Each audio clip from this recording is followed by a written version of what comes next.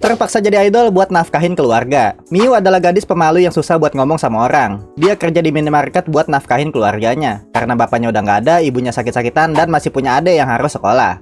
Tapi suatu hari dia dikasih surat dari suatu agensi yang nawarin kerjaan ke dia. Dia nggak tahu siapa yang ngirim dan kerjaan apa yang dikasih. Makanya dia coba datang ke tempat yang ditulis di surat itu. Sampailah dia di titik kumpul. Ternyata bukan cuma dia yang dikasih surat itu. Dia ketemu 7 cewek lainnya yang juga ditawarin kerjaan sama agensi nggak jelas itu. Semua cewek di situ punya latar belakang yang berbeda-beda, yang bikin beberapa dari mereka nggak bisa akur. Nggak lama kemudian muncul manajer yang nawarin kerjaan itu. Manajer itu bilang kalau mereka bakal debut sebagai unit idol tanpa audisi dan katanya dipilih secara acak. Lalu mereka diajak ke sebuah kantor di bawah tanah. Fasilitas di kantor itu lengkap banget dan mereka yakin kalau itu bukan penipuan. Sampai akhirnya mereka dihadapkan ke suatu dinding aneh yang disebut sebagai sang pemberi perintah. Apapun perintah yang dikeluarkan dari dinding itu harus diturutin, termasuk terkumpulnya mereka berdelapan. Miu sadar kalau dia nggak cocok sama kerjaan ini. Akhirnya dia milih buat pergi. Tapi di keesokan harinya dia dipecat dari kerjaan dia karena sifat dia yang nggak bisa basa-basi sama orang, nggak cocok buat kerja di minimarket. Karena mentok bingung harus gimana, akhirnya Miu balik lagi ke agensi. Dia mau paksa dirinya buat jadi idol walaupun itu sesuatu yang dia benci.